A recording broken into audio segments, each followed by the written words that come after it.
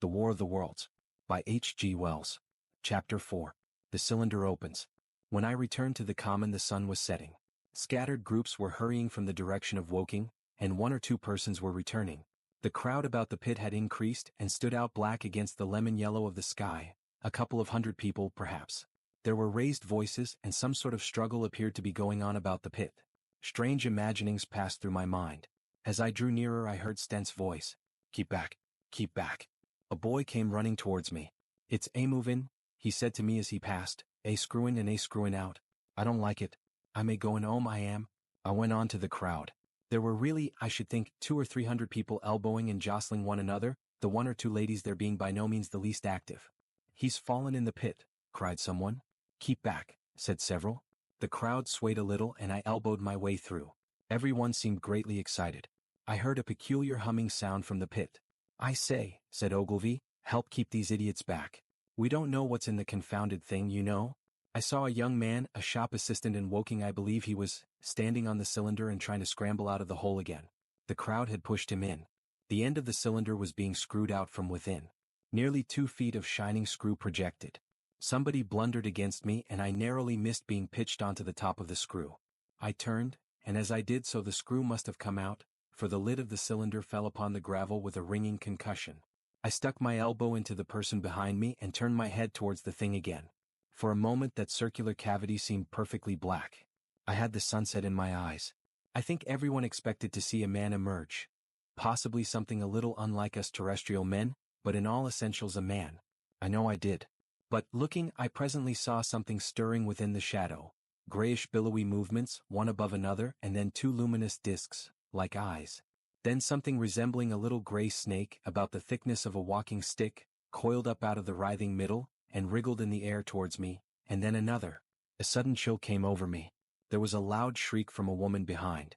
I half turned, keeping my eyes fixed upon the cylinder still, from which other tentacles were now projecting, and began pushing my way back from the edge of the pit. I saw astonishment giving place to horror on the faces of the people about me. I heard inarticulate exclamations on all sides. There was a general movement backwards. I saw the shopman struggling still on the edge of the pit. I found myself alone, and saw the people on the other side of the pit running off, Stent among them.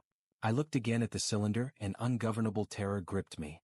I stood petrified and staring. A big grayish rounded bulk, the size, perhaps, of a bear, was rising slowly and painfully out of the cylinder. As it bulged up and caught the light, it glistened like wet leather. 2 large dark-colored eyes were regarding me steadfastly.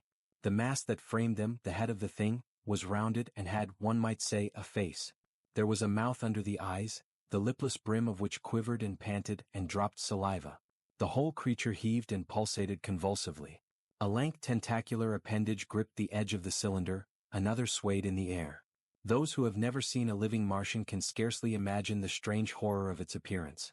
The peculiar V-shaped mouth with its pointed upper lip, the absence of brow ridges, the absence of a chin beneath the wedge-like lower lip, the incessant quivering of this mouth, the gorgon groups of tentacles, the tumultuous breathing of the lungs in a strange atmosphere, the evident heaviness and painfulness of movement due to the greater gravitational energy of the earth. Above all, the extraordinary intensity of the immense eyes, were at once vital, intense, inhuman, crippled and monstrous. There was something fungoid in the oily brown skin, something in the clumsy deliberation of the tedious movements unspeakably nasty. Even at this first encounter, this first glimpse, I was overcome with disgust and dread. Suddenly the monster vanished. It had toppled over the brim of the cylinder and fallen into the pit, with a thud like the fall of a great mass of leather. I heard it give a peculiar thick cry, and forthwith another of these creatures appeared darkly in the deep shadow of the aperture. I turned and running madly, made for the first group of trees, perhaps 100 yards away, but I ran slantingly and stumbling, for I could not avert my face from these things. There, among some young pine trees and furze bushes, I stopped, panting, and waited further developments. The common round the sand pits was dotted with people, standing like myself in a half-fascinated terror, staring at these creatures, or rather at the heaped gravel at the edge of the pit in which they lay. And then, with a renewed horror, I saw a round black object bobbing up and down on the edge of the pit. It was the head of the shopman who had fallen in, but showing as a little black object against the hot western sun. Now he got his shoulder and knee up, and again he seemed to slip back until only his head was visible. Suddenly he vanished, and I could have fancied a faint shriek had reached me. I had a momentary impulse to go back and help him that my fears overruled. Everything was then quite invisible, hidden by the deep pit and the heap of sand that the fall of the cylinder had made. Anyone coming along the road from Chobham or Woking would have been amazed at the sight, a dwindling multitude of perhaps 100 people or more standing in a great irregular circle, in ditches, behind bushes, behind gates and hedges, saying little to one another, and that in short, excited shouts, and staring hard at a few heaps of sand.